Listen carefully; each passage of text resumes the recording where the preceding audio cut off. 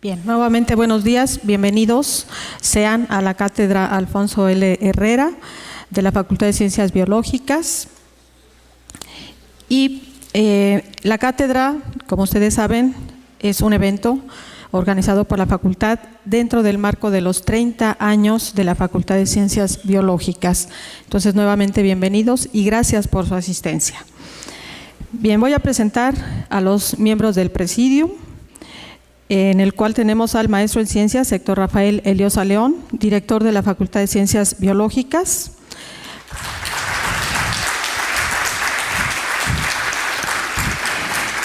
La doctora Adriana Berenice Silva Gómez, secretaria académica. La doctora Rosalina María de Lourdes Reyes Luna, secretaria de Investigación y Estudios de Posgrado.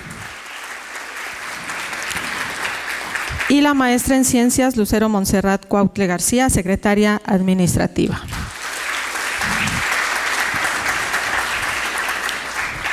Nos acompañan también el doctor René Valdivieso, secretario general de la Benemérita Universidad Autónoma de Puebla.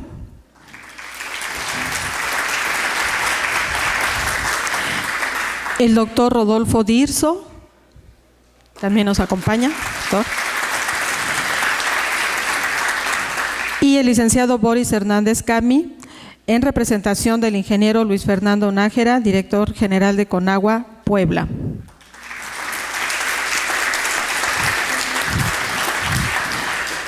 Y por supuesto también agradecer la presencia de compañeros, profesores, investigadores de la Facultad de Ciencias Biológicas, a los estudiantes, a los egresados. Es un gusto tenerlos aquí en este evento. Bien, a continuación cedo la palabra al maestro en Ciencias, Héctor Rafael Eliosa León, director de la Facultad de Ciencias Biológicas, para que inaugure la Cátedra Alfonso L. Herrera 2017.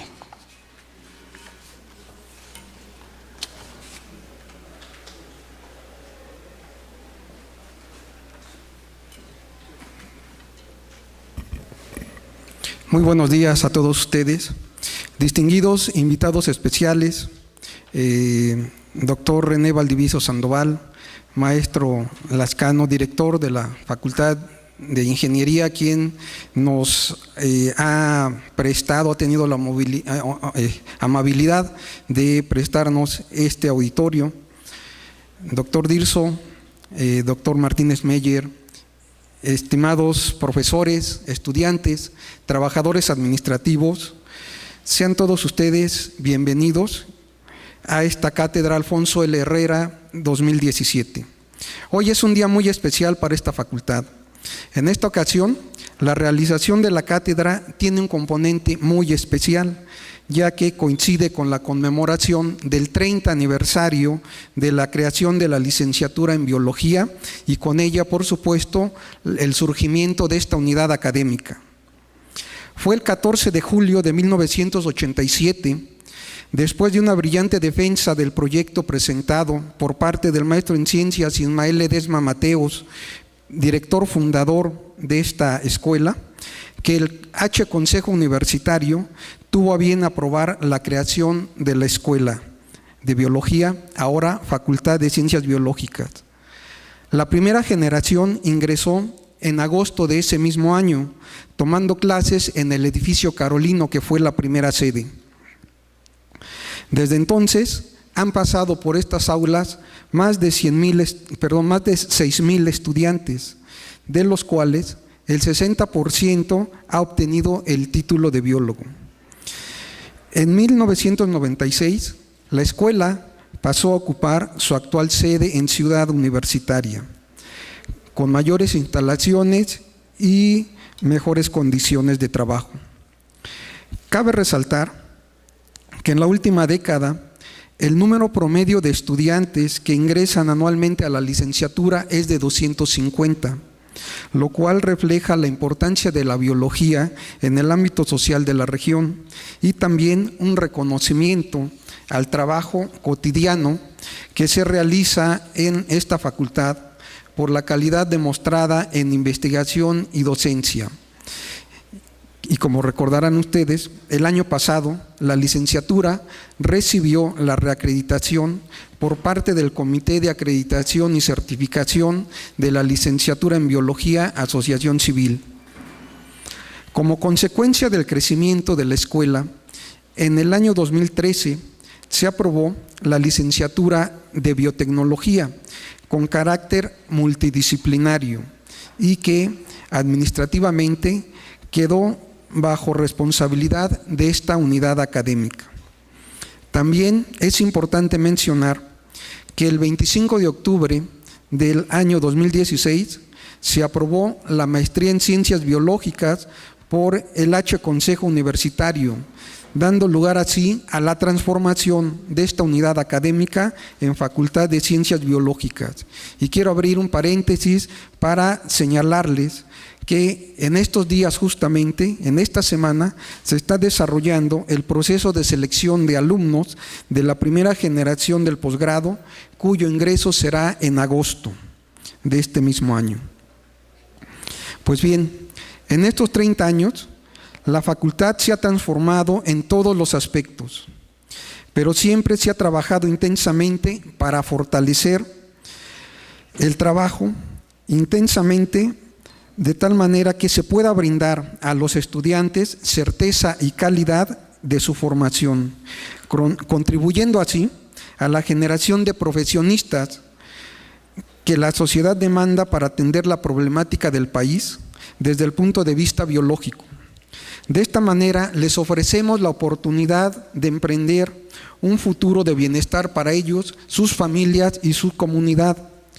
Por otra parte, los profesores actuales y los que han formado parte de la planta académica en otros tiempos han demostrado su compromiso con esta facultad, pero especialmente con los estudiantes, contribuyendo a la mejora constante de los indicadores de calidad, por lo cual les agradezco su trabajo. A nuestros estudiantes, que desde la generación 1987 hasta la generación 2016, con su entusiasmo y también con esa ganas de aprender y de adquirir nuevo conocimiento, sin duda han impulsado el trabajo docente y administrativo. Por lo mismo, yo los veo como profesionistas exitosos en institutos de investigación, centros docentes, en el servicio público o en sus propias empresas. Quiero agregar que desde su origen, esta escuela se planteó como objetivo fundamental brindar a los estudiantes valores y una alta calidad académica en su formación, no solo restringida a las aulas, sino también con actividades extramuros que les permitieran tener una visión integral de la biología. Por lo cual, aquella naciente escuela adoptó como símbolo de perseverancia e innovación científica al ilustre sabio Alfonso Luis Herrera López, considerado el primer biólogo mexicano, aunque en realidad él era farmacéutico de formación. Sin embargo, sí fue el primero en escribir un libro de texto claramente con enfoque darwinista en México. Asimismo, realizó aportaciones notables sobre el origen de la vida, trabajo que le fue reconocido en diversos países. Por esta razón, desde sus primeros años, esta unidad académica instauró la cátedra Alfonso L. Herrera López como una oportunidad para que la comunidad tuviera un espacio de reflexión sobre avances e innovación sobre biología y que permitiera a profesores, estudiantes e investigadores invitados intercambiar opiniones y experiencias académicas, con la finalidad de que los estudiantes enriquecieran sus conocimientos y adquirieran una perspectiva más amplia de lo que es la biología.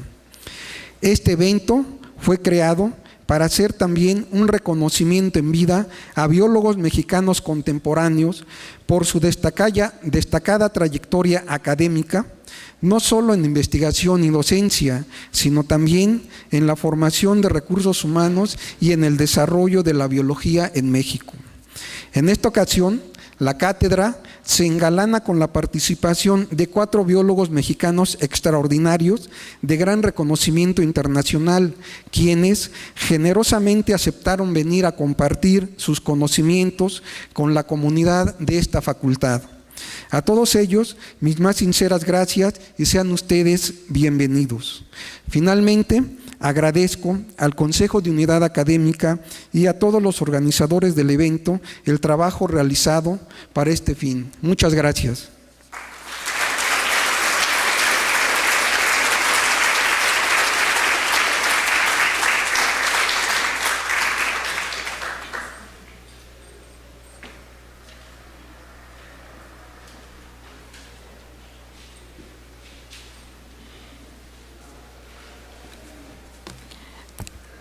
Bien, entonces continuamos y vamos a dar paso a la presentación del doctor Enrique Martínez Meyer, pero antes me permitiré leer una breve semblanza del doctor.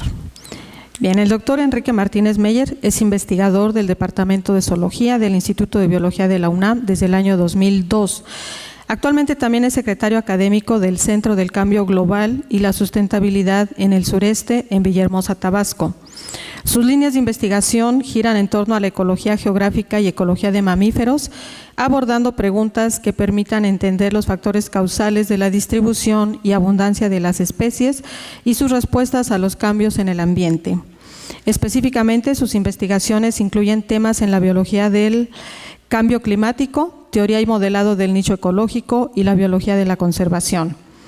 Desde su incorporación a la UNAM, el doctor Martínez Meyer ha impartido los cursos de Ecología de los Vertebrados Terrestres del Bosque Tropical Seco, Informática de la Biodiversidad, Sistemas de Información Geográfica y Consecuencias Biológicas del Cambio Climático, además de haber impartido más de 20 talleres nacionales e internacionales sobre modelado de nichos ecológicos y distribuciones de especies. El doctor Martínez Meyer ha dirigido 4 tesis de licenciatura, 11 de maestría y 9 de doctorado. Actualmente dirige 3 de maestría y 7 de doctorado. Ha generado varias publicaciones científicas, incluyendo un libro, 6 capítulos de libros y 8 artículos arbitrados. Sus contribuciones le merecieron estar entre los 10 académicos más citados en el área de ciencias biológicas de la UNAM en los años 2012, 2013 y 2014. Es editor asociado de las revistas Conservation Biology, Frontiers in Ecology and Frontiers in Ecology and Evolution y Neotropical Conservation, y es vicepresidente de la Asociación Mexicana de Mastozoología y además es investigador nacional nivel 3. Bien, entonces demos la bienvenida al doctor Martínez Meyer y escuchamos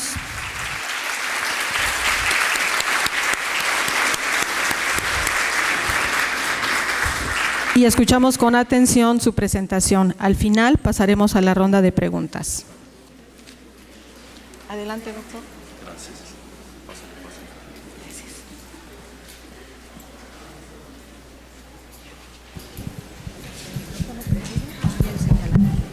Sí, gracias.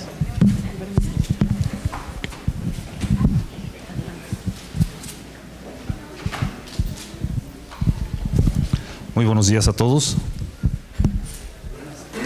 Buenas. Pues no tengo palabras para de verdad agradecer el honor que me hicieron con invitarme a este evento que es pues muy importante para la UAP. Y ¿qué puedo decir?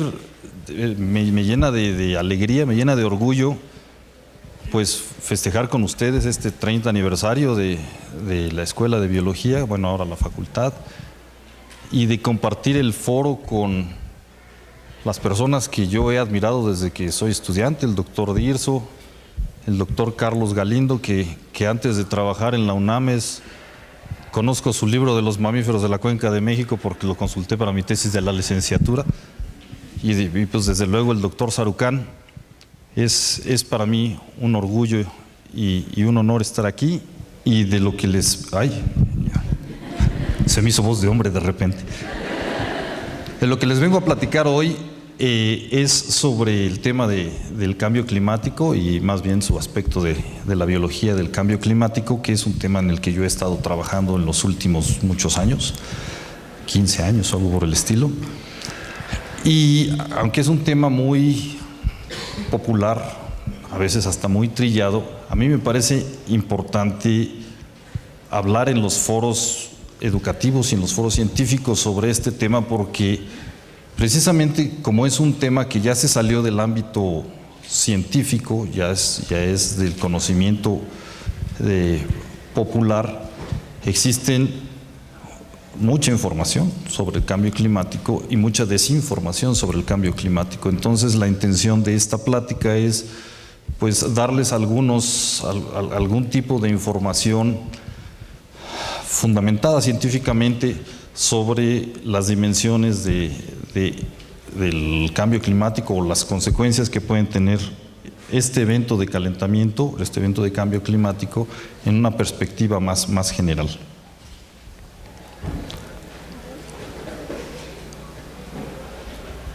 Bueno, ahora todo se come con cambio climático, ¿no? En los medios, en la calle, y ahora este año estoy viviendo en la ciudad de Villahermosa, en Tabasco. Para los que no conocen, le dicen que es el Edén. Eso es para los que no han salido de Tabasco, porque los que conocen otros lugares pueden darse cuenta que el mundo es más amplio. Allí el problema es el agua, no la falta de agua, sino el exceso de agua, ¿no? Villahermosa es una ciudad que regularmente se inunda porque está en el delta de los dos ríos más grandes de México, el Usumacinta y el Grijalva, y siempre ha tenido esta situación de las inundaciones. Llueve como no se pueden imaginar. Las tormentas que caen en Villahermosa son para la memoria, Yo nunca había visto tormentas así torrenciales como las que me han tocado vivir allá. Son preciosas. Sin embargo, pues sí causan una serie de problemas. Ahora, en años recientes, pues todo evento extremo que sucede en esa zona, que sucede a cada rato, pues ya es culpa del cambio climático, ¿no? Cuando pues estos eventos han sido recurrentes, y no nomás en esta zona. Y existe una confusión o una falta de claridad en el entendimiento de qué es el cambio climático y qué no, que simplemente son los eventos de la variación o la variabilidad climática que de repente pues tiene sus eventos extremos, ¿no? Y no es fácil, ni siquiera para los científicos, discernir entre cuando estamos en un evento que sí puede ser consecuencia de un proceso de largo plazo, que puede ser de cambio climático, o simplemente es un evento extremo. El hecho es de que el clima sí está cambiando. Y a pesar de lo que ustedes escuchen en los medios, y sobre todo en los medios políticos, en donde esto del cambio climático puede ser una fantasía, pues los termómetros no mienten ni los pluviómetros mienten. Esto que ustedes ven acá es una animación de la NASA, en donde se ve el cambio de la temperatura con respecto al promedio entre 1884, para eso tengo el señalador, ¿verdad? Entre 1884 y 2012, los colores amarillos son por arriba del promedio de ese periodo, los colores azules son por debajo del promedio. Ustedes ven cómo conforme va avanzando el tiempo, el planeta se va tornando más hacia los amarillos y los rojos, en particular en el hemisferio norte, donde hacia el 2012 pues ya el clima sí es notoriamente más caliente de lo que fue décadas anteriores, el siglo pasado, por ejemplo. En todo caso, la controversia está en que si este fenómeno de calentamiento se debe a las actividades humanas que están relacionadas con el aumento de los gases de efecto invernadero en la atmósfera, o es un proceso natural dentro de los ciclos de enfriamiento y calentamiento que ha vivido la Tierra. Y por lo menos el consenso científico es que nosotros somos los responsables de estos eventos. El 97% de los investigadores que se consultaron, que son especialistas en el tema del cambio climático, consideran que sí es por causa provocada por el humano. y hay elementos que lo apoyan. Por ejemplo, hubo un periodo de recesión, digamos, de la tendencia de calentamiento a pues, mediados, la primera mitad del siglo pasado, que está relacionado pues, con las dos guerras mundiales, ¿no? Entonces, en ese periodo de tremor mundial, pues hubo una depresión económica fuerte, muy fuerte, que desaceleró el proceso de industrialización. Entonces, así como ese, hay otra serie de elementos. En fin, a pesar de todo lo que diga Trump o sus seguidores, sí estamos viviendo un periodo de cambio en el clima. Ahora, nosotros como científicos y en particular como biólogos, este evento que estamos viviendo de calentamiento tenemos que ponerlo en el contexto de la historia de la Tierra. O sea, para la sociedad humana es más o menos un evento nuevo o un fenómeno nuevo, pero para la Tierra pues en realidad no. A lo largo de la historia de la Tierra pues es la constante, ¿no? Los procesos de calentamiento y los procesos de enfriamiento. Fíjense ustedes en esta gráfica. Ahora estamos más o menos en una temperatura global de 15 grados centígrados. Esto es la historia de la Tierra, de lo más viejo a lo más nuevo. Ha habido periodos, de este lado, del lado izquierdo, son periodos más fríos que el actual, y de este lado son periodos más calientes que el actual. Ha habido periodos muy fríos en donde 30% del planeta estaba bajo los hielos, y ha habido periodos muy, muy calientes en donde no ha habido hielos permanentes en el planeta, ¿no? Nosotros estamos aquí ahora, aquí, ahí. Estamos en realidad saliendo de un periodo frío, de un periodo glacial que ocurrió apenas, digamos, el final de la última glaciación, hace unos 10 o 12 mil años, eso es por acá. Pero si nosotros analizamos qué ha pasado en el tiempo, por lo menos en el tiempo más reciente, pues vemos que estos ciclos de enfriamiento, calentamiento, pues han sido una constante en el último periodo, que es el Pleistoceno, los últimos 2 millones de años. Pues ha habido 10, 12, 15, así, eventos de enfriamiento, calentamiento. Nosotros estamos saliendo de un enfriamiento, estamos en un periodo de calentamiento, ¿sí? Si nosotros vemos más detalladamente al final del Pleistoceno, estos son los últimos 86,000 años, ¿cómo ha sido el clima? Pues vemos que aparte de esos grandes brincos de enfriamiento y calentamiento en el periodo frío, hay subidas y bajadas de la temperatura. Hay ciclos más fríos, menos fríos, más fríos y menos fríos. Esta investigación, que la desarrolló un colega de la UNAM, que él es colombiano en realidad, él lo que ha hecho es reconstruir el clima y la vegetación en este periodo de los últimos 86,000 años en este lago que se llama Petén Itzá, que está en Guatemala. Este lago, pues encontrándose en la zona de los Petenes, es un lago en un ambiente tropical, ¿no?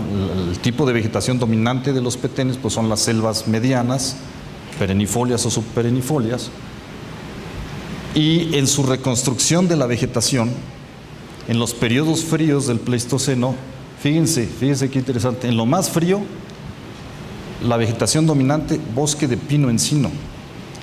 De hecho, existe una especie de pino tropical, ¿no? Pino yucatanensis, creo que se llama, que hay solamente unas poblaciones relicto ahí en Belice, pero que son de este periodo.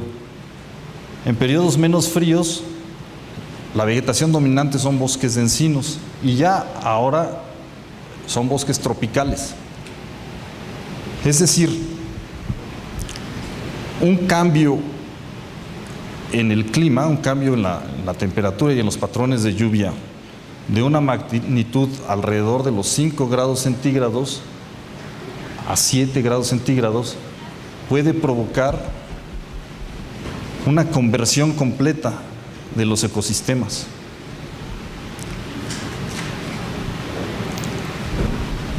Esta no se alcanza a ver bien, pero esta es una montaña. Esta es otra serie de investigaciones llevada a cabo por colegas también del Instituto de Geología y de Geografía de la UNAM.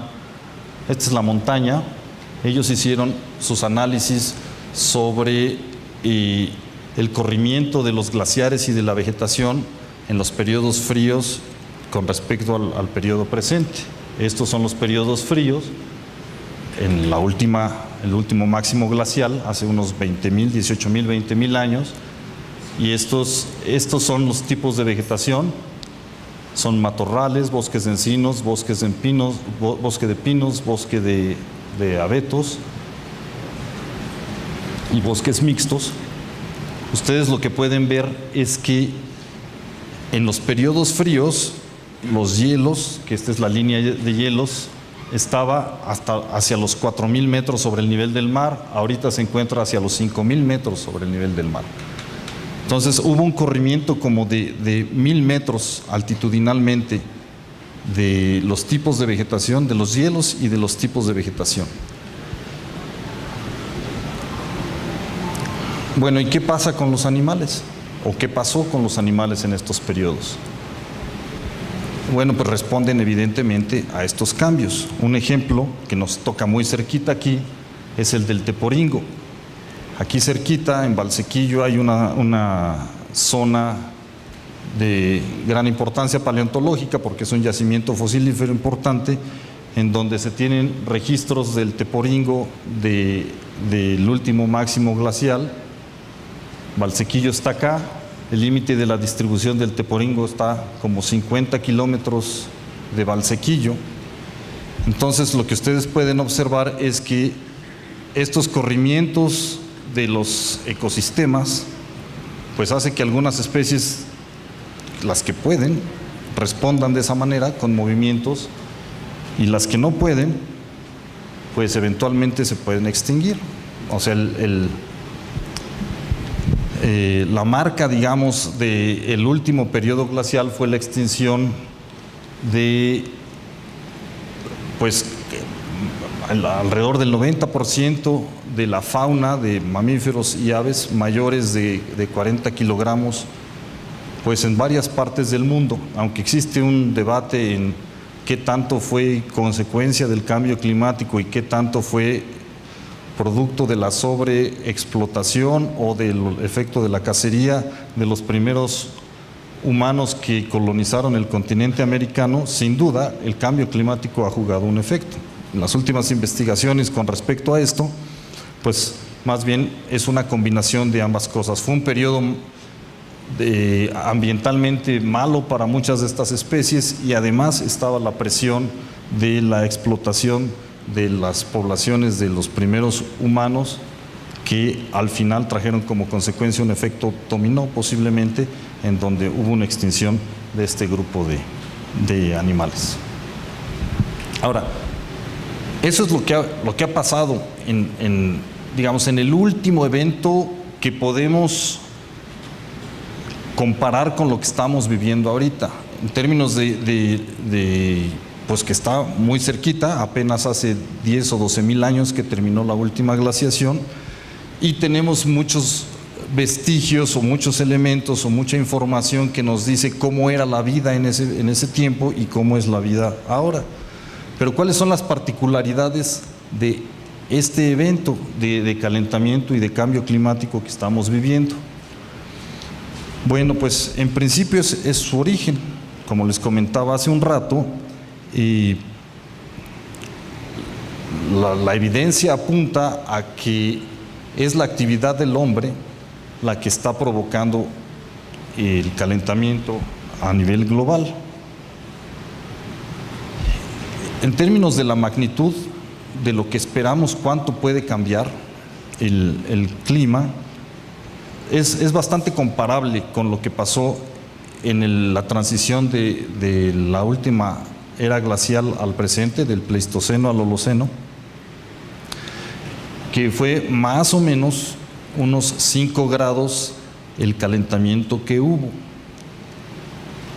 ahorita las proyecciones hacia el finales del siglo, pues depende de los escenarios que nosotros estemos contemplando, pero los escenarios más optimistas están proyectando un aumento de 1.5 a 2 grados centígrados hacia el final del siglo, y los más pesimistas quizá que pueda llegar hasta 5 o un poquito más de calentamiento. Entonces, en ese sentido pueden ser comparables.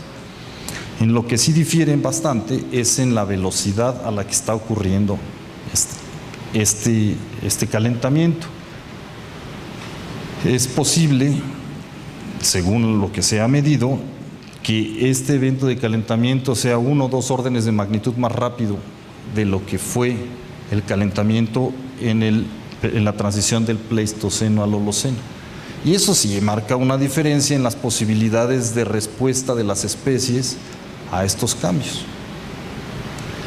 Además, otro elemento nuevo es todos los demás factores de perturbación que además actúan en sinergia con el cambio climático, ¿no?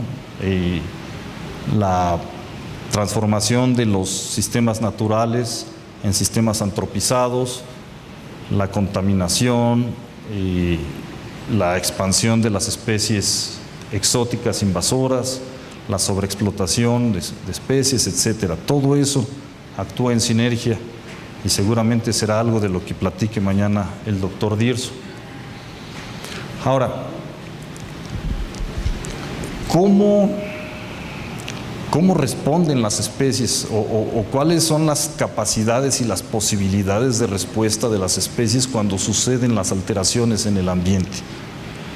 Pues son sorprendentes, tenemos evidencia y tenemos elementos de que las especies están respondiendo o ya llevan respondiendo algunos años de diferentes formas, desde el comportamiento, la fisiología, hasta a nivel genético.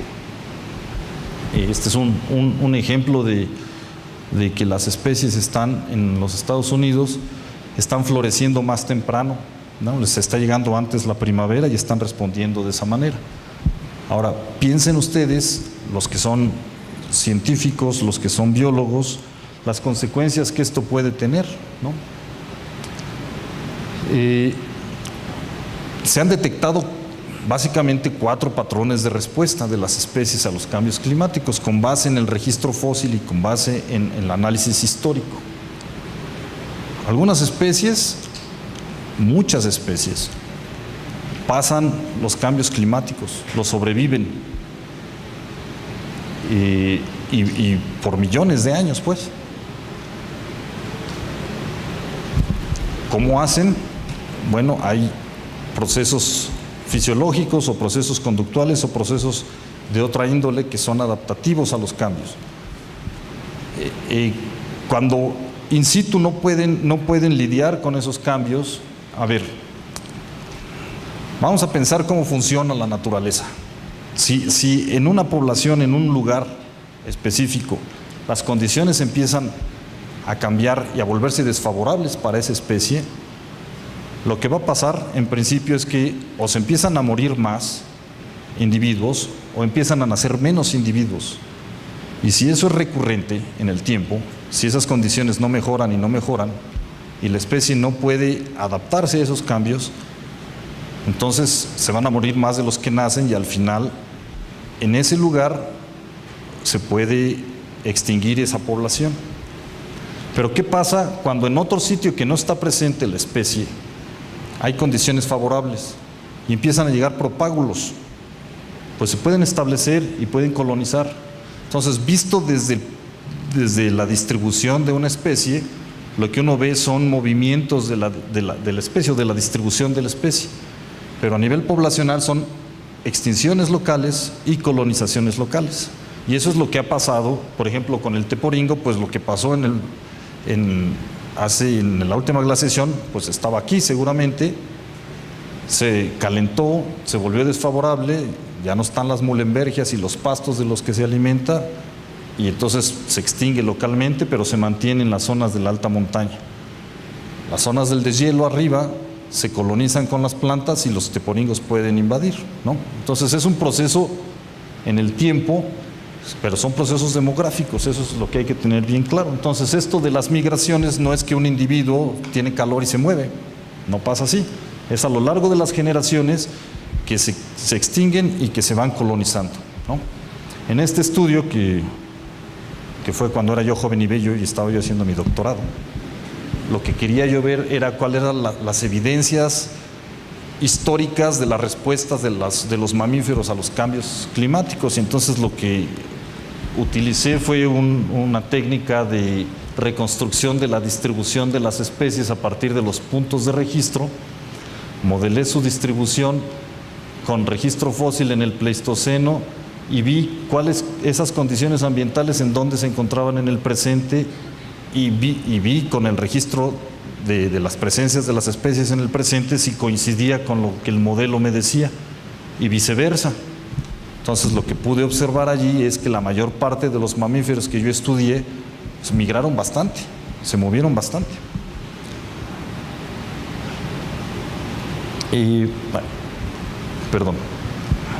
Cuando las especies no pueden moverse, no pueden migrar, y cuando no pueden lidiar con el cambio climático, pues al final se extinguen, empiezan la extinción de sus poblaciones y al final es la extinción total de la especie. Eso también se ha registrado, ¿no? La megafauna es un ejemplo. Y en estas dinámicas en donde unas especies colonizan, otras se extinguen, unos aumentan sus tamaños poblacionales y otros los disminuyen, lo que pasa es que hay una reorganización o desorganización de las comunidades biológicas como las conocemos. Las especies que suelen ser frecuentes pueden volverse raras y viceversa. Unas especies desaparecen y otras especies aparecen. Entonces se hacen combinaciones de grupos de especies que no necesariamente son análogas, es decir, que no una comunidad actual puede ser que nunca haya existido en el pasado y viceversa. Entonces, si nosotros queremos entender qué le va a pasar al bosque de pino, que es una comunidad vegetal,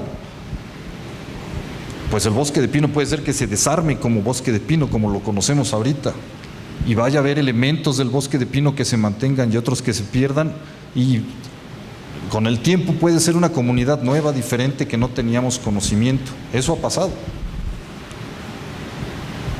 Ahora, eso es históricamente. En este evento de calentamiento, ¿qué evidencias tenemos de las respuestas de las especies? Tenemos evidencia de todo lo que les mencioné ahorita está pasando, está ocurriendo. Por ejemplo, estas moscas, Drosophila subobscura, tiene poblaciones en Europa que son de clima frío y de clima caliente. Lo que han observado en España, los investigadores de este trabajo, es que ya en las poblaciones de clima frío ya hay una intromisión de los alelos de las poblaciones de clima caliente. Es decir, las poblaciones de clima frío se están adaptando al calor porque tienen su capacidad en su genoma de poderlo hacer. Existen esos alelos, pues, ¿sí? Nosotros, un colega mío, que fue mi director de tesis en el doctorado, y yo, hicimos un análisis sobre los cambios de la abundancia de todos los pájaros de los Estados Unidos.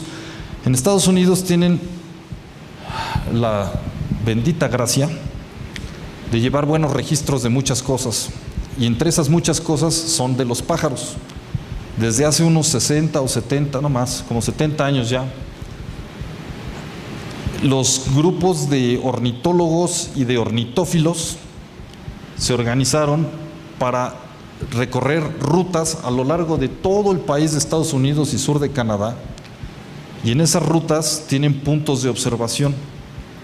Entonces, en un periodo de unos días en junio, sale este ejército de conocedores de las aves a pararse en esos puntos y registrar todos los pájaros que vean y que escuchen durante 5 minutos. Y todo eso lo meten en una gran base de datos que se llama el Breeding Bird Survey. Entonces, año con año han hecho eso. Entonces, imagínense el volumen de información que tienen. Claro que pues hay ornitólogos buenos y hay ornitólogos malos, ¿no? Hay quienes son más hábiles para identificar a los pájaros, pero siendo tantos años, tanto tiempo y las mismas rutas, empiezan a emerger los patrones. Entonces, donde una especie es común, pues ahí va a estar, ¿no? Y cada año va a estar, y cada año va a estar. Donde se ven muchos individuos, pues van a encontrar muchos individuos. Lo que nosotros hicimos fue un análisis de si a través del tiempo hay cambios en las abundancias de estos pájaros. Y lo que observamos es que sí, que hay una tendencia a aumentar las abundancias hacia latitudes más altas. Es decir, como que les está empezando a ir mejor conforme más al norte se muevan. Que eso es una cosa que esperaríamos en un evento de calentamiento, ¿no?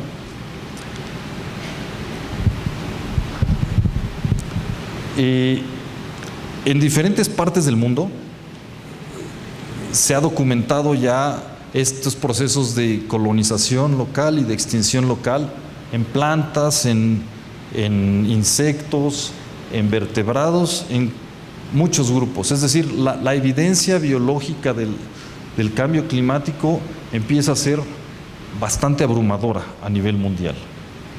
Y también tenemos evidencias de extinciones que se atribuyen al cambio climático. Uno de los más emblemáticos es el del sapito dorado, Bufo periglenes, en una montaña de bosque mesófilo, de bosque de nubes, en Costa Rica.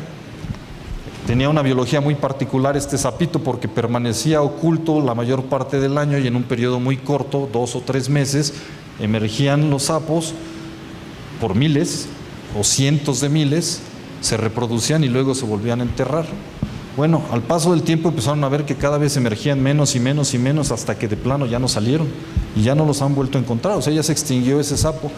Y esto se debe a que la línea de niebla en esas montañas de Costa Rica se ha elevado, es decir, la humedad ambiental se ha disminuido porque ya no hay neblina como había antes, por lo menos en las partes bajas de la montaña, ¿sí?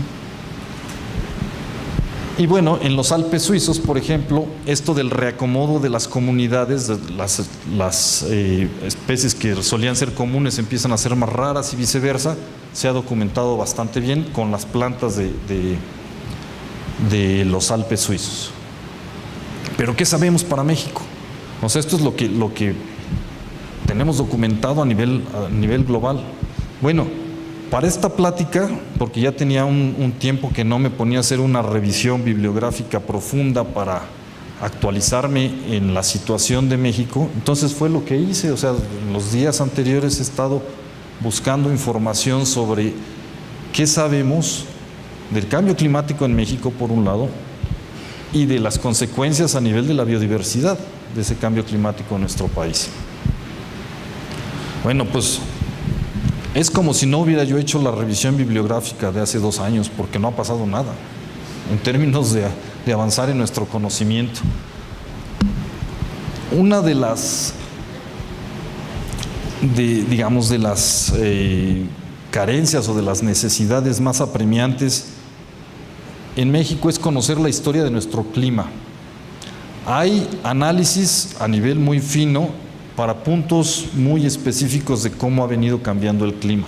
Pero un análisis a nivel país, son muy poquitos los estudios que hay y en buena medida es porque la información disponible para hacer este tipo de análisis, es decir, la información que viene de las estaciones meteorológicas, es bastante complicada de utilizar. En primer lugar, bastante complicado de conseguirla, porque no está digital. Una buena parte de esa información no es digital, todavía está en las hojitas de campo. En segundo lugar, hay poco registro de los cambios que ha habido de los aparatos en las estaciones en particular. En tercer lugar, los registros están muy fragmentados, no tienen la serie completa desde que empezó hasta ahora a funcionar una estación climática. Entonces la información está bien difícil de analizar. A pesar de eso existen por lo menos estos dos trabajos, uno que hizo un análisis a nivel país de la temperatura y otro que hizo el análisis a nivel país de la lluvia. Estos simbolitos que ven, que son unos triangulitos, y estas bolitas que ustedes ven acá son estaciones climáticas. Vamos a ver primero la de arriba. Ustedes ven dos colores, uno naranja y uno azul. Bueno, los colores naranja, y ven que también los tamaños son diferentes. Bueno, los colores naranja son estaciones en donde se ha observado un calentamiento. Los colores azules es en donde se ha observado un enfriamiento, ¿sí? Y los tamaños de los triangulitos es la magnitud de esos cambios. Entonces, lo que ustedes pueden ver es que, pues, para la mayor parte del país sí se registra un calentamiento, pero no en todas las temperaturas.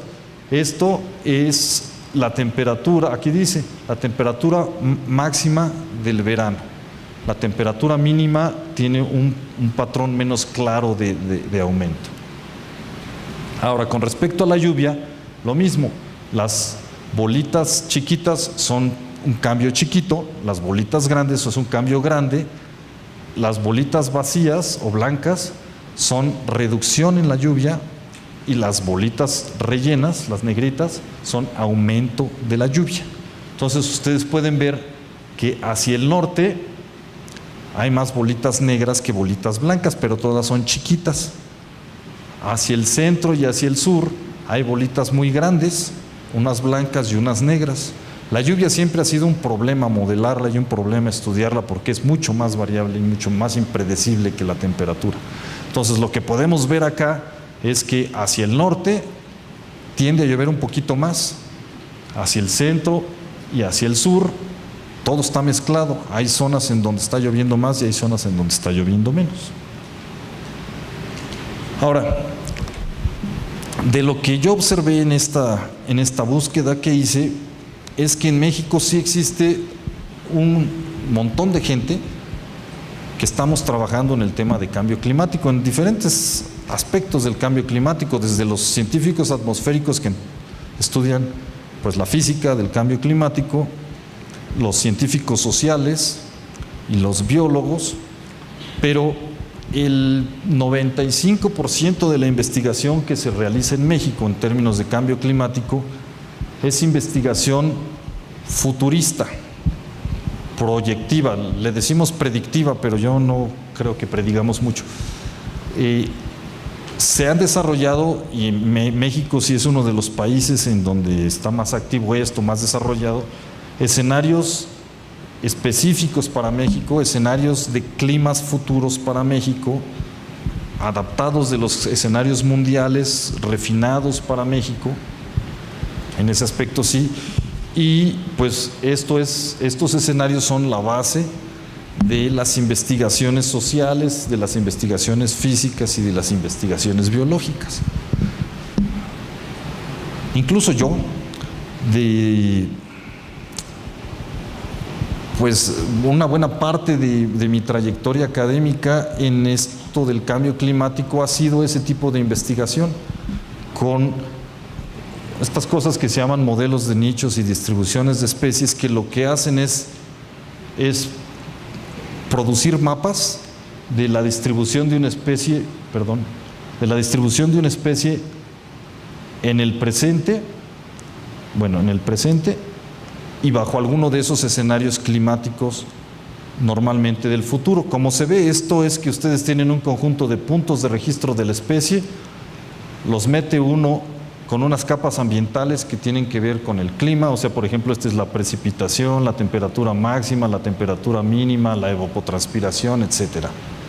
Lo que hace es que lo metemos en un sistema de modelación en donde se buscan relaciones entre los puntos donde está la especie y las condiciones en las que vive. Se reconstruye lo que le llamamos el nicho ecológico, es decir, cuál es el conjunto de condiciones que a una especie le gustan, y una vez que sabemos qué le gusta, lo buscamos en el mapa y producimos un mapa que le llamamos de distribución potencial, es decir, en estas zonas hay condiciones ambientales que le gustan a la especie. Puede vivir ahí o puede no vivir por otras razones, pero aquí podría vivir. Es un mapa de distribución potencial. Si este modelo de nicho lo proyectamos en los climas a futuro, pues entonces producimos un mapa que es en dónde podría vivir la especie bajo esas condiciones ambientales. Se ve así. Ustedes tienen su mapa de distribución potencial de este Toxostoma redivivum, que acá le decimos huitlacoche, en el presente, y esta es su proyección bajo un escenario hacia el 2030. Entonces luego en un sistema de información geográfica uno los encima y uno puede ver, por ejemplo, aquí en rojo las zonas que están en el presente pero que ya no están en el futuro. Entonces uno supondría que ahí la especie ya no podría mantenerse. En verde son aquellas zonas que están en el futuro pero que no están en el presente, entonces son zonas que potencialmente podría colonizar. Y en amarillo son las zonas de estabilidad, en donde en el presente y en el futuro son favorables. Bueno, así de simple que es esta modelación, pues es la más popular y la que más se ha utilizado en el mundo para hacer estudios sobre cuáles son los posibles efectos del cambio climático sobre la biodiversidad. Para México, cada vez sabemos más haciendo este tipo de cosas. El primer estudio así de gran escala y más importante fue el que desarrolló el doctor Tom Peterson con su grupo de colaboradores, en el que modelaron todas las aves, todos los mamíferos y 2 familias completas de mariposas en México. Pero miren, este ya tiene algunos ayeres. Estos son los resultados más relevantes, digamos, de esa investigación. Este mapa lo que representa son las zonas en donde uno esperaría más colonizaciones y extinciones locales, lo que se llama recambio de especies, ¿no? Entonces, si se fijan, pues están concentradas en las partes áridas del norte de México. Bueno,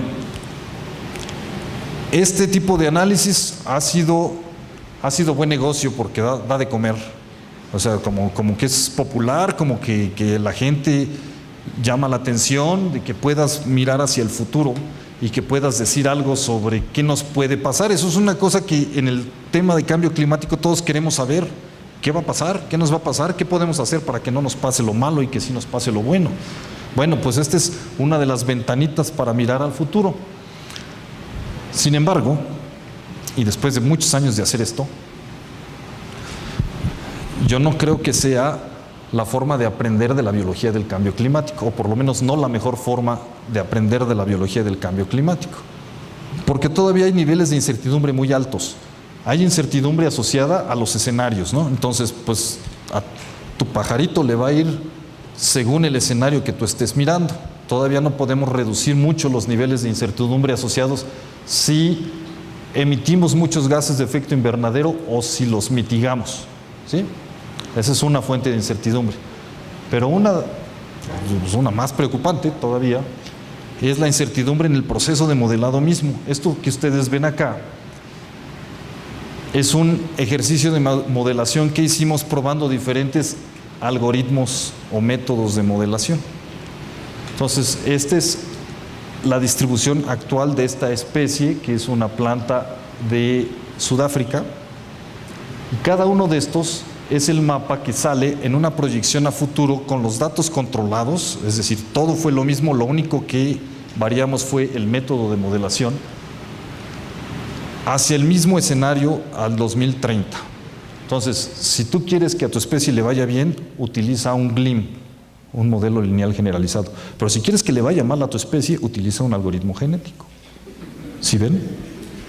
Entonces, ahí tenemos un problema grave. Si yo uso un método, me sale una cosa; si uso otro método, me sale otra cosa. ¿Y a quién le hago caso? O sea, esto es, les digo, el método más popular para hacer este tipo de evaluaciones de los posibles efectos sobre las especies. Ahora, no quiero decir que esto sea totalmente inútil, porque si no sería yo darme una puñalada a mí mismo, ¿verdad? Pero hay que saber contextualizarlo en su utilidad. O sea, esto no nos sirve para identificar en dónde voy a poner una reserva para proteger una especie o un grupo de especies en particular. Pero sí nos sirve, por lo menos, para ver tendencias, como el artículo que les mostré de que en los desiertos de México es en donde puede ser que haya mayores efectos en términos de recambio, ¿no? Para ver tendencias más o menos generales, para eso sí nos sirve. Ahora, ¿qué hacemos? ¿Cómo podemos mejorar nuestra investigación sobre la biología del cambio climático? Bueno, mi perspectiva del asunto es que para ver al frente, primero hay que ver para atrás, conocer las respuestas de las especies con evidencia, no solamente con suposiciones, con hipótesis, como son los modelos proyectados hacia el futuro, para poder saber si estos modelos tienen o no sentido. Les voy a mostrar 4 casos de estudio. El primero, en el que yo no estuve involucrado, quizás sea la investigación más importante para México en términos de la biología del cambio climático. Tan importante que lo publicaron en Science. El grupo de trabajo de mi colega Fausto Méndez, la ventaja de ser viejito, bueno, no está tan viejito, pero lo suficientemente viejito es que empezó jovencito visitando algunos sitios. Él es herpetólogo, le gustan las lagartijas, y 30 años después fue a visitar esos sitios de cuando era chamaco y los visitó por primera vez.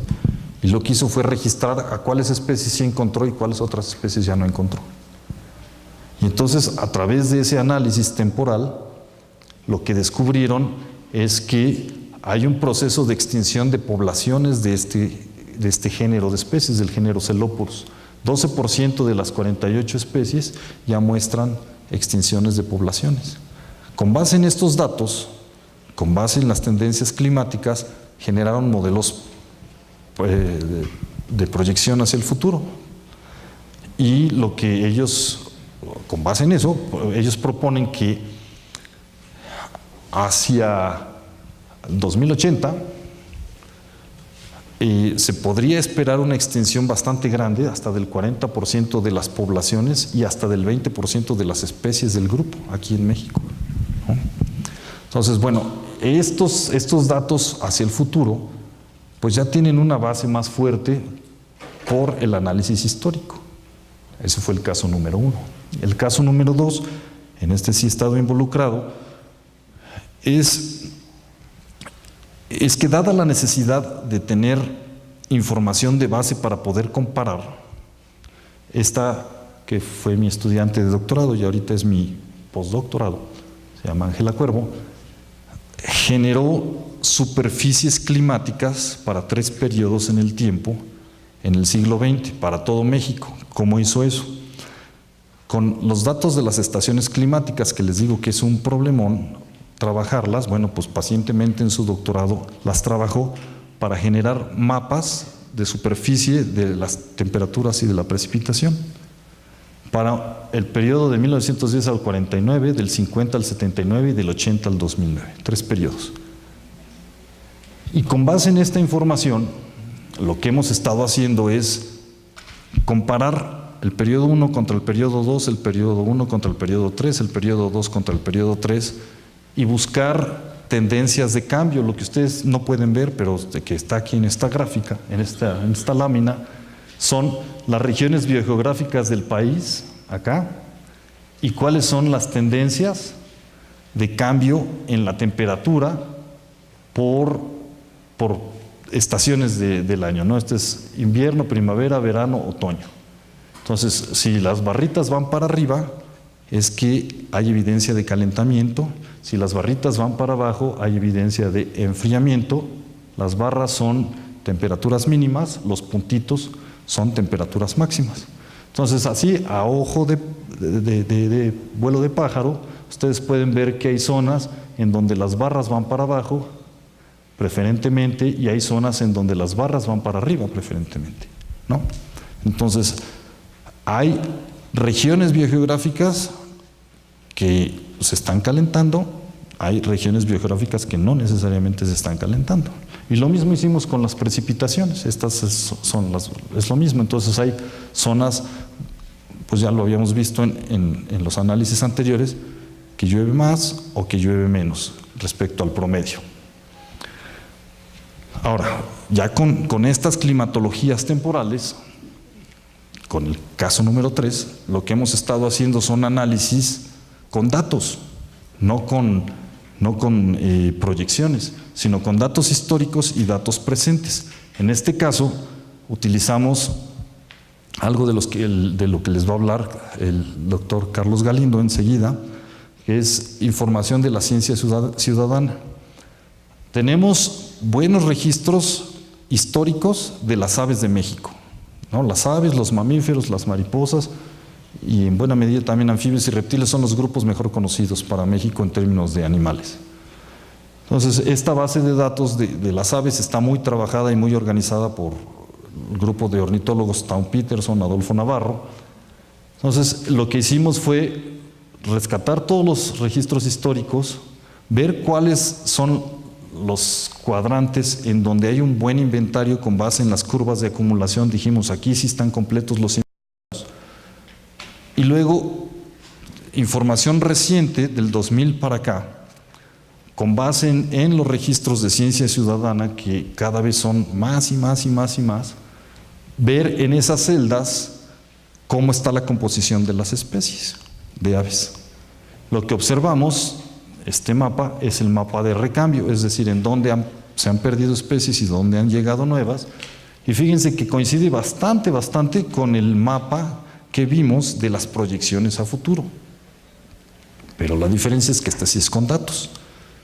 Ahora, también lo que hicimos fue un análisis con base en esas temperaturas históricas, con base en mapas de vegetación original y transformada y los mapas de la precipitación, un análisis de cuáles son de estos 3 factores los que explican estos patrones de recambio.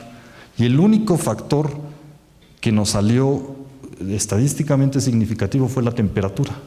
Nosotros pensábamos que iba a ser el cambio en la cobertura de suelo y resulta que no, que los cambios observados en la avifauna están principalmente dirigidos por la temperatura. Bueno, y como último caso de estudio es el trágico caso de los teporingos. Bueno, cuando yo regresé a México después de mis estudios del doctorado, y yo con la idea del cambio climático y la biología del cambio climático dije, bueno, yo necesito estudiar a una especie pues que pueda ver cómo se extingue, ¿no? Se oye feo, pero quiero ver el proceso asociado al cambio climático de la extinción. Entonces dije, ¿quién? Dije, pues ya sé, el teporingo. El teporingo es una especie que ustedes saben, vive en la Sierra Nevada, acá, y vive entre los chilangos y los guayabos, acá en la Sierra del Chichinautzin. Ya, para empezar, pues ya, le tocó la de malas, ¿no? Luego, es súper específico delicadito de hábitat, pues solamente puede vivir en los acatonales, pero además de cierta combinación de festucas y mulembergias, de esos pastos amacollados. Donde es un buen lugar, hay muchos, pero no hay muchos buenos lugares en donde puedas encontrar al teporingo. Es una especie de montaña. ¿Qué pasa con las especies de montaña?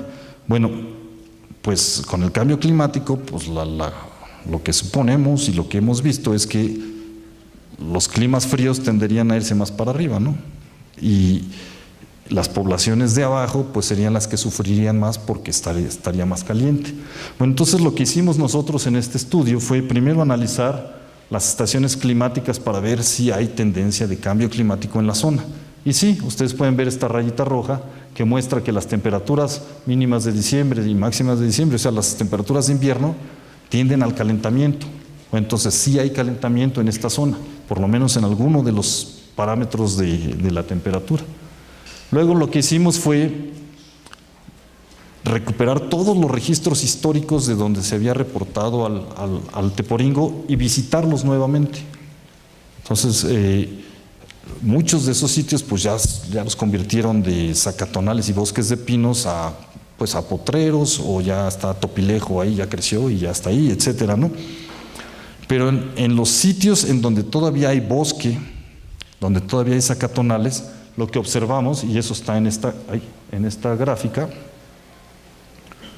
es que Las localidades por debajo de los 3,000 metros, en el 80% de las localidades por debajo de los 3,000 metros ya no hay teporingo, aún habiendo bosque.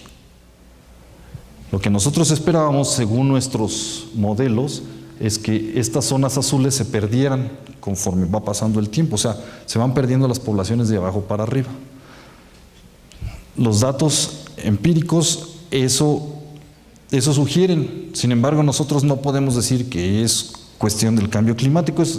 O sea, en la investigación del cambio climático es muy difícil identificar o separar cuál es el efecto del cambio climático u otros factores que puedan estar afectando. Y en este caso, pues también la urbanización viene de abajo para arriba, ¿no? O la transformación de los bosques viene de las zonas bajas a las zonas altas. Entonces puede ser que haya un bosque y que haya tonales y que esté bonito, pero ya no hay teporingo si no sea por el cambio climático. Puede ser por los gatos o por los perros o por las enfermedades que pudieron haberles transmitido. En fin, ahí la mezcla de factores pues tienen como consecuencia que las poblaciones de abajo son las que estén sufriendo.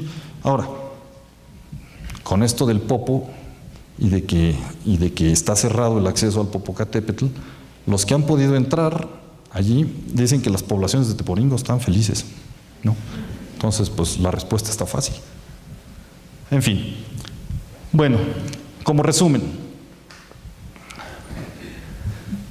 aunque el cambio climático es un problema, no un problema, es un fenómeno ambiental, en realidad es un problema social. O lo vemos como un problema desde la parte social. Desde la parte natural, pues sí, van a pasar extinciones, van a pasar cambios o están pasando cambios, pero el impacto va a ser a la sociedad humana en sus diferentes formas, desde los eventos climáticos extremos o no extremos, o de los cambios ya en el largo plazo de los patrones de lluvia o de temperatura, y de los servicios ecosistémicos hacia las comunidades humanas.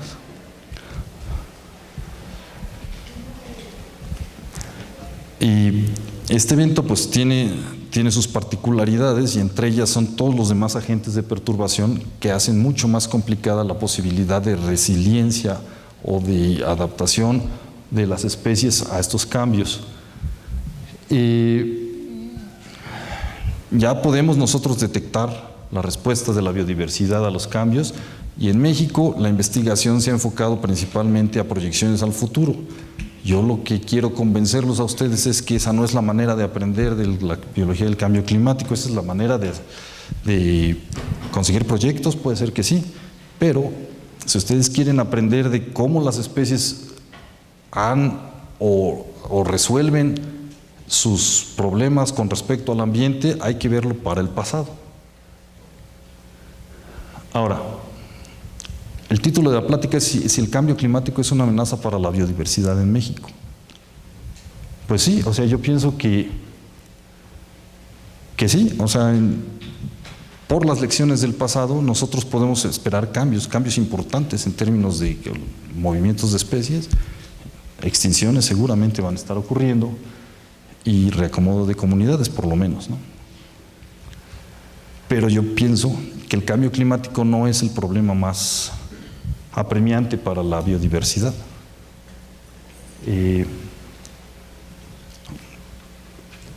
Es importante el tema del cambio climático para la sociedad. Esta lámina lo que muestra es, bueno, supongo que han escuchado en las noticias el contexto internacional, que la lucha ahorita está con los acuerdos de París de mitigar las emisiones para que las temperaturas no rebasen los 2 grados, pero además nos pusimos pues como meta que ni siquiera nos acerquemos a los 2 grados, que nos quedemos por el 1,5 grados de aumento. ¿Por qué? O sea, ¿de dónde sale esto de los 2 grados o el 1,5 grados? Con base en estudios ya de los 90s y así, hay la idea de que esos 2 grados pueden ser un umbral para procesos que cambien el estado del planeta, el estado como conocemos al planeta actualmente. Yo no estoy muy seguro de que pueda ser así. Hay evidencias o hay lugares en donde ya rebasamos los 2 grados desde hace rato y no se ve que de un día a otro cambie la cosa, porque no funciona así, ¿no? Un cambio planetario de 2 grados centígrados implica que hay zonas que van a tener 4 o 5 grados de calentamiento y otras zonas de enfriamiento. Y lo que sí es que estamos en un riesgo grande de un cambio de irreversible. Ahora, esto lo proponen, pues sí, a partir de los 2 grados que empiece ese proceso irreversible de cambio. Y como yo les digo, a pesar de ello, yo pienso que el cambio climático no es el factor o el fenómeno al que hay que ponerle mayor atención o el de mayor urgencia, por lo menos en términos de la biodiversidad.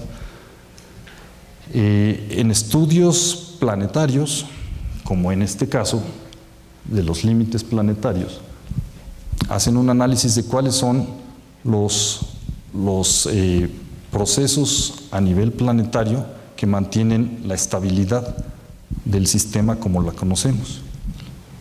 Y bueno, mencionan estos 9 entidades nuevas, la capa de ozono, la carga de aerosoles en la atmósfera, la acidificación de los océanos, los flujos bioquímicos del fósforo y del nitrógeno, el uso del agua dulce, los cambios en la cobertura del suelo y la integridad de la biosfera manifestada en diversidad funcional y diversidad genética. Lo que ven ustedes ahí en colores es que en verde son los límites seguros todavía. En amarillo es un área de incertidumbre, que ya rebasamos los límites seguros y no sabemos qué tanto puede estar afectando la estabilidad planetaria. Y en rojo es que ya los pasamos. Que esto sea el preludio de la plática del doctor Dirso de mañana, no se la pierdan, porque él va a hablar sobre los cambios globales, no los cambios climáticos, sino algunos de estos, seguramente de estos elementos que son los que mantienen la dinámica del planeta como la conocemos. Si se fijan, en los 2 que ya rebasamos los límites seguros y que ya estamos en una zona de riesgo son la intoxicación de la Tierra por nitrógeno y fósforo, por la sobrecarga de estos elementos en los sistemas agrícolas principalmente y todo su flujo desde la Tierra hasta los océanos. Eso es uno. Y el otro es la extinción de especies, la erosión de la biodiversidad por la extinción de especies. El cambio climático está acá. Todavía estamos en una zona, pues no segura, pero de incertidumbre baja, ¿no? Entonces, aunque esta plática es sobre cambio climático, yo también pienso a veces que tanta atención que se le ha dado a la sociedad, por parte de la sociedad, al tema de cambio climático, nos ha distraído de problemas que pueden ser más urgentes. En el caso, yo pienso que la extinción de especies es ese tema. Bueno, ese fue el comercial para el doctor Dirso de mañana. Lo que me parece paradójico es que nunca antes en la historia de la humanidad hemos tenido tanto conocimiento como ahora de cómo funcionan las cosas en la naturaleza. Solemos decir que todo tiempo anterior fue mejor. Yo no quiero comprar esa idea. Nosotros, el tiempo mejor es ahorita, porque es cuando más información tenemos y la información es lo que nos puede llevar a acciones que nos resuelvan los problemas. El problema es que no los estamos viendo. O sea, esa es la paradoja. O sea, la necedad como sociedad en que nos seguimos fijando en los problemas más inmediatos y no podemos ver un poquito más para allá, que son los problemas que se nos están viniendo encima de manera bastante brutal. ¿Y qué va a hacernos despertar? ¿En qué momento lo vamos a hacer? A lo mejor ahorita es ese tiempo.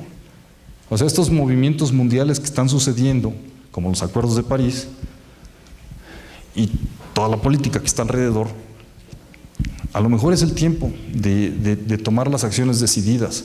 ¿Hay señales de que sí se puede? Sí se puede. O sea, ha habido Hay ejemplos, pues.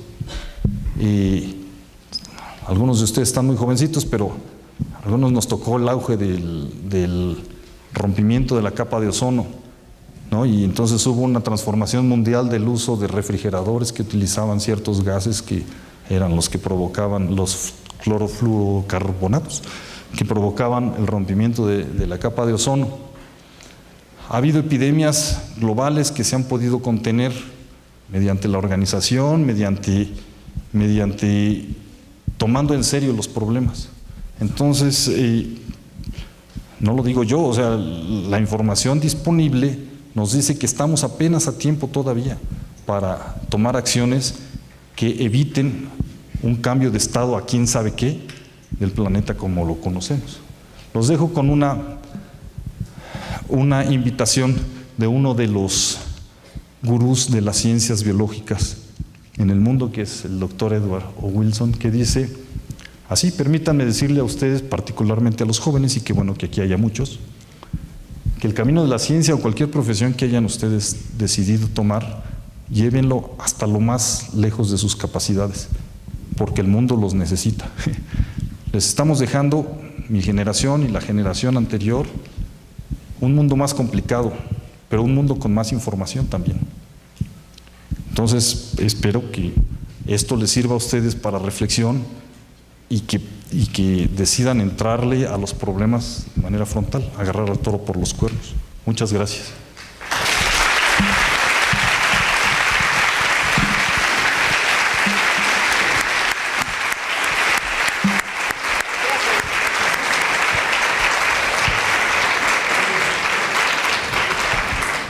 Bien, pues agradecemos la participación del doctor Martínez Meyer y ahora damos paso a la ronda de preguntas.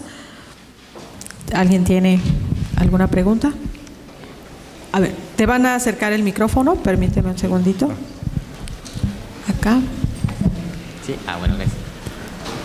Si nosotros como biólogos queremos buscar así una solución muy puntuada y tal vez factible, y no solamente quedarnos con la publicación de a lo mejor un modelo predictivo o algo por el estilo, ¿qué nos podría recomendar, así como solución factible que podemos aplicar? Gracias por tu pregunta. No hay una solución a un problema ni a este ni a cualquiera de los problemas de gran magnitud que existen ahora, de los problemas ambientales de gran magnitud. Hay muchas soluciones y un biólogo no lo va a resolver.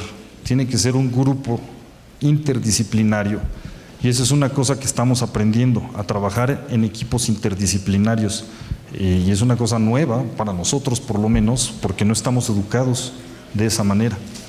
Entonces lo que necesitamos es formar grupos de científicos sociales, científicos naturales, ingenierías, de todas las disciplinas que tengan que ver con el problema. Primero que nada, establecer un lenguaje común para podernos comunicar y a partir de eso abordar el problema desde todas las disciplinas a la vez. No que cada quien haga su pedacito, eso no es la interdisciplina, eso es la multidisciplina, lo que quieras. Sino que si yo soy biólogo y tú eres sociólogo, yo por lo menos entienda tu punto de vista sobre el fenómeno y tú entiendas el mío, para que así podamos nosotros abordar el tema. Esa es la manera en que se han venido abordando estos problemas grandes y en México lo estamos aprendiendo, lo estamos haciendo, lo estamos aprendiendo. Esa sería mi recomendación. Muchas gracias. ¿Alguna otra pregunta? Había acá, unas manitas acá, por allá. y luego acá. Gracias. Según su perspectiva y viendo anterior lo que ha pasado, que son ciclos de altas temperaturas y bajas, ¿cree que al paso que vamos sea más probable que regresemos a una era glaciar o con el ritmo que tenemos sea un calentamiento extremo? Porque dice que venimos saliendo de una glaciar, vamos a una temperatura, pero vamos a volver digamos que es parte del equilibrio que se ha venido dando, pero ¿usted qué piensa respecto a eso? Pues si el proceso no es natural, digamos que si es provocado por las actividades humanas, pues entonces la regulación de esos procesos está en las actividades humanas, ¿sí? Antes de las actividades humanas, pues ya venía el proceso de calentamiento, o sea, salimos de la era glacial y entramos al Holoceno, y según los datos anteriores, los periodos glaciales son muy largos y los periodos interglaciales o calientes son de 10 a 30,000 años. Entonces apenas llevamos 12,000 años, puede ser que todavía se extienda un periodo de calentamiento, pero en el proceso natural eventualmente se tendría que enfriar. Mira, aquí está el doctor Alberto. ¿Dónde andas, Beto? Que él es paleontólogo y especialista en estos procesos de cambio climático paleo, entonces él te puede dar una opinión al respecto. Gracias. Bien, ¿otra pregunta? Acá. A ver, compañera, acá hay una pregunta. Allá hay un chico. ¿La ha pedido el chico 3 veces? Ya, por favor.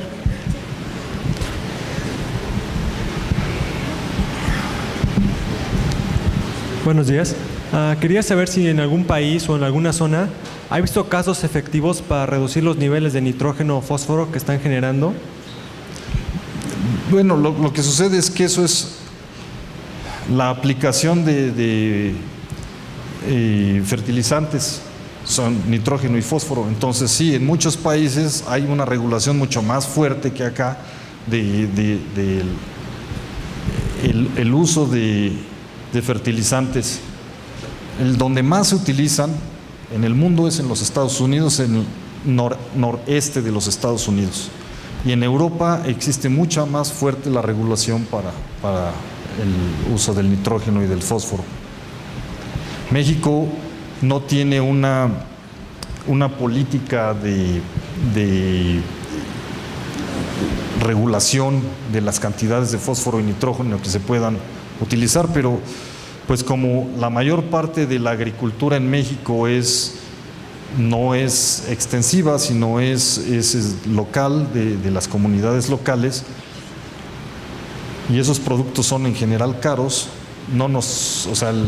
hay zonas en donde hay mucho envenenamiento, como las partes de Sinaloa, en donde están los cultivos extensivos de maíz, por ejemplo, y ahí, pero en la mayor parte del país los niveles de toxicidad todavía no están en los más altos. ¿Alguna otra pregunta? A ver. Y atrás también hay otra chica. Atrás y luego de este lado tenemos. Bueno, aquí está el joven. Sí, perdón. Sí, adelante, Abraham. Gracias. Perdón. Bueno, tomando en cuenta todo lo que nos comentaba, también en México se vive un proceso que es la desertificación de los suelos, ¿no? Yo creo que si en Europa, en Estados Unidos ocurren problemitas, pues acá ocurren esos problemitas todos, ¿no? Es la suma de todo. Y cómo se ha ido evaluando, pues me parece que a partir de los 90 hay muchos estudios, ¿no?, que arrojan cómo la desertificación de los suelos está impactando gravemente en la biodiversidad principalmente. Y leyendo también bueno, primero le leeré un poco, ¿no? Fue como una lectura, pero de ahí me salió la duda, porque, bueno, ¿a quién le hago caso? Según lo que nos dicen es que los índices todo el cambio climático que está ocurriendo surgió a partir de índices de degradación de los suelos, ¿no? Así es como se estimaba, bueno, a partir de los 90. Sumado eso, le agregan todavía la cuestión antropocénica, ¿no? Entonces, nos dicen los estadísticos que son 48.3, 48.6, ¿no?, de que nos vaya muy mal, un grado alto de que nos vaya muy, muy, muy mal, y un grado medio, que es el 48.6. Pero si nos damos cuenta, solamente cambian unas milésimas o unas centésimas, ¿no? Pues no es mucho.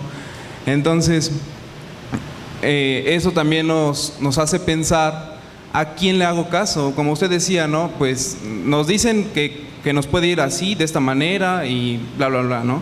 Pero ¿a quién realmente le hago caso? ¿A qué trabajo, con qué índice particularmente puede ser estimable para que haya un cambio en la manera de los estudios, hacia dónde los dirigimos?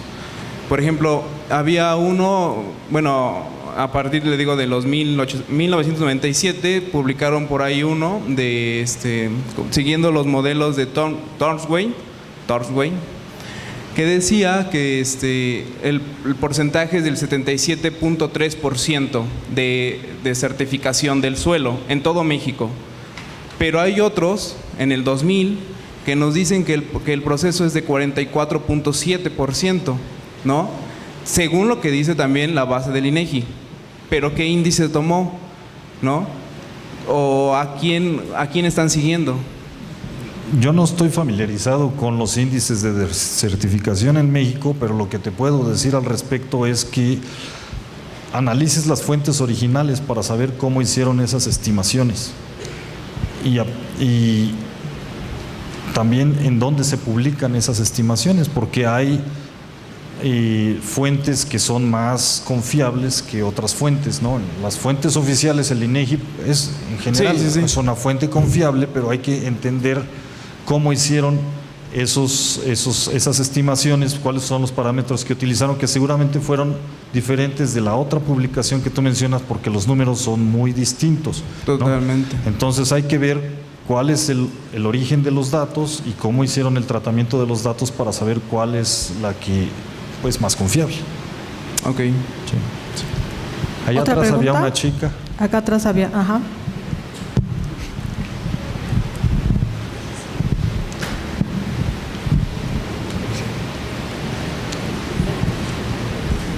Al principio usted nos hablaba de que en un periodo anterior ocurrió una extinción masiva del 90% de la megafauna. Sí. Actualmente, con los estudios que usted ha revisado, ¿cuál es la predicción para la extinción de especies? ¿Qué especies están más amenazadas? Esa es una pregunta que yo también me he hecho. O sea, ¿por dónde viene la siguiente ola de extinción de grupos característicos, como en este caso de la megafauna? ¿Dónde está la megafauna ahorita? ¿O por qué la megafauna fue la que se extinguió? Esa es una primera pregunta, ¿no? O sea, porque son especies que requieren de amplias, bueno, son especies grandes y solamente por cuestiones alométricas los tamaños poblacionales normalmente son más chicos o requieren áreas mucho más grandes para poder mantener poblaciones altas, ¿no? Entonces, si tú reduces las poblaciones o los ambientes en donde puedan desarrollarse estas poblaciones, entonces por eso van a sufrir, las poblaciones se van a reducir los tamaños poblacionales y eso puede llevar a la extinción. ¿En dónde puede pasar eso ahorita? ¿Dónde está la megafauna? ¿O a quién le estamos afectando más con los procesos de cambio que estamos viviendo? Pues la megafauna que existe ahorita en el planeta está en África, ¿no? Ahí es donde están los grandes mamíferos o un número grande de los mamíferos más grandes. Allí se originó el hombre, entonces han vivido sobre la presión de cacería desde el origen de las varias especies de Homo que ha habido. Han sobrevivido los cambios climáticos que las otras especies no. Entonces, pues mientras se mantengan las estrategias de conservación en los bosques africanos para mantener las poblaciones, que ya tenemos mucha mejor idea de cuántos individuos se necesitan para poder mantener a la especie viva, pues se pueden mantener. Pero hay otros lugares en donde no estamos poniendo la atención, por ejemplo, los océanos. Si hablamos de megafauna, pues la megafauna está en los océanos, son las ballenas y los tiburones, pues son los animales más grandes de los océanos. Y hay una crisis durísima en los océanos por la sobreexplotación de las especies comerciales, por un lado, y por la contaminación, por el otro lado. Y ya lo están resintiendo. Nosotros nos fijamos mucho en delfines y tiburones, no, en delfines y ballenas, no sé si porque son mamíferos y nosotros también, pero en realidad en los tiburones, que son los depredadores tope, es en donde existe un fuerte proceso de reducción de poblaciones y de extinciones. Ahora, no sé si hay así como el siguiente grupo de plantas o animales que están enfilados a la extinción. Pues los procesos de ahorita están, la crisis del declive de los anfibios a nivel mundial y los arrecifes de coral también están en un proceso de degradación brutal, ¿no? Entonces, lo que se mira así desde arriba, pues es que esos son los grupos más vulnerables. Gracias. Bien, a ver, una pregunta acá de este lado, por favor, y vemos ahorita si nos da tiempo. Doctor, mucho gusto, bienvenido a la UAP, es un placer tenerlo aquí y escuchar su plática. Hace un par de años usted publicó un artículo en la revista mexicana de biodiversidad, el estudio de la biodiversidad en México, una ruta con dirección, que yo lo utilizo como artículo de cabecera para mis estudiantes de zoología, desde que salió. Bueno, en ese artículo, entre otras cosas, ustedes plantean que el conocimiento de la biodiversidad en México es menos de la mitad, o sea, podemos esperar un tanto más de las especies que ya están descritas, ¿no? Cosa que me resulta entre preocupante y emocionante también, porque nos queda mucha chamba para hacer, ¿no? Claro. Sobre todo los que hacemos estas cosas de inventarios y demás, ¿no? Sí. Bueno, la pregunta va en este sentido. En algún momento me he involucrado en este asunto de hacer modelajes. No soy experto en esa área, pero los modelos son súper sensibles a la calidad de los datos. O sea, si no hay datos de colecta de ciertos puntos, pues el modelo es muy poco robusto, independientemente de cuál algoritmo utilices. Sí. Si pensamos que la mitad del país o falta la mitad del país por inventariar, haciendo un estudio de nuestro estado, cerca de la mitad de los municipios no cuentan con datos de inventarios, al menos en vertebrados, ¿no? Que es el grupo que yo trabajo. Entonces solo tenemos datos de la mitad y eso poquitos, ¿no? Hay algunos muy muestreados y otros que de plano no tienen un solo dato. Sí. La pregunta va entonces, ¿qué tan importante sería como punto de agenda para los biólogos culminar los inventarios estatales y nacionales para que a partir de ahí pudiéramos tener modelos más robustos y de más conocimiento? Ese es un punto súper interesante el que tocas, y gracias por tus palabras. No, definitivamente esa es una de las tareas pendientes o en activo, pues, y por eso es tan importante contribuir a que se sigan apoyando la formación de biólogos de ese corte, de taxónomos y de sistemáticos, que pues son los que llevan a cabo este trabajo de los inventarios, que durante algún tiempo fueron así como ninguneados, ¿no? Pero sí, en los últimos análisis que se han hecho, conocemos más o menos, o se estima que conocemos más o menos la mitad de la biodiversidad que puede existir en el país. Claro que conocemos la biodiversidad más conspicua, claro, o más atractiva para nosotros, ¿no? Los grupos faunísticos de vertebrados, las angiospermas, y de los grupos que no conocemos, pues son los que no vemos, ¿no?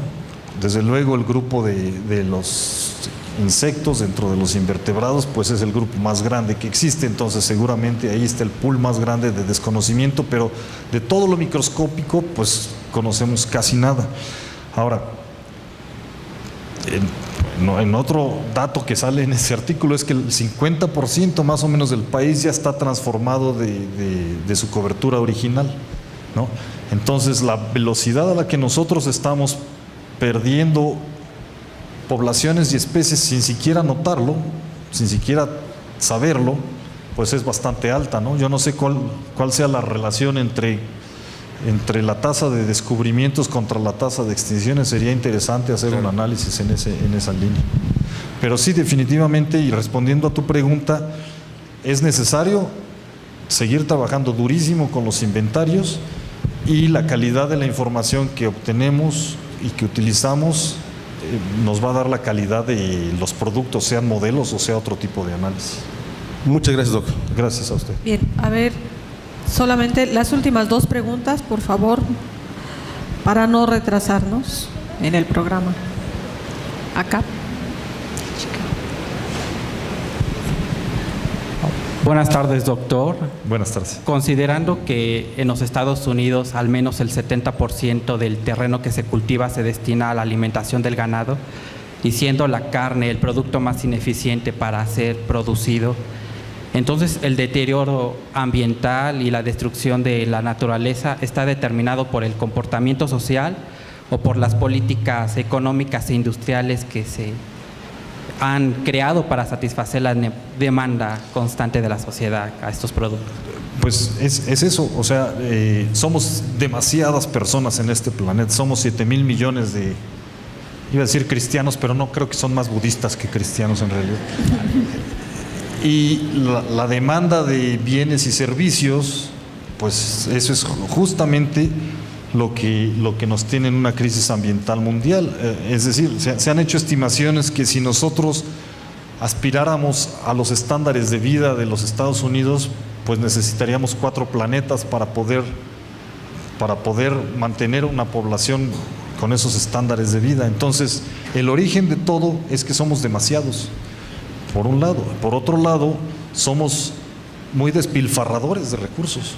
O sea, usamos los recursos, los tomamos como están y vamos a aprovecharlos así. No somos racionales ni planificamos el uso de los recursos para que nos alcancen. Pero para mí el origen de todo es que somos muchísimos y muy demandantes. Bien, acá por favor la última. Oye, perdón, estaba la compañera antes, discúlpame. Ya tenía hasta el micrófono así, ya estaba.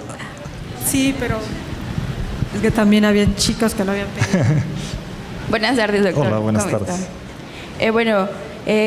Con base en los estudios que nos ha presentado, nos dice que hay un aumento de temperatura y de precipitación en general, no puede variar dependiendo de la zona, pero creo que hay una tendencia hacia la distribución de las especies hacia el norte. Entonces, ¿qué pasará con la distribución? O sea, ¿qué pasará con la fauna de la parte centro-sur del país? Bueno, va a haber especies, es que la parte centro-sur del país es muy compleja topográficamente y ambientalmente, ¿no? O sea, aquí hay las altas montañas en el centro y en la parte sur están pues las selvas con toda su complejidad. Los análisis que hemos hecho, sobre todo los análisis de proyecciones, es que a las especies de montaña pues tienen el problema de que son especies de ambientes fríos y los ambientes fríos son los que se están reduciendo, al igual que por ejemplo, los bosques mesófilos de montaña, ¿no? Que por esto de la línea de humedad, etcétera, también pueden ser bastante susceptibles. A las especies tropicales de los bosques húmedos del sur de México, allí en algunas zonas empieza a haber sequías muy pronunciadas, o sea, los periodos de sequía son más prolongados de lo normal y eso es lo que les puede afectar. Los aumentos de la temperatura no son bárbaros todavía y son especies acostumbradas al calorcito. Entonces, ahí en las zonas en donde la precipitación está disminuyendo puede ser donde haya consecuencias más importantes desde mi punto de vista. Gracias. Bien, pues agradecemos entonces la Gracias a todos presencia ustedes por su del presencia. doctor Martínez Mayer.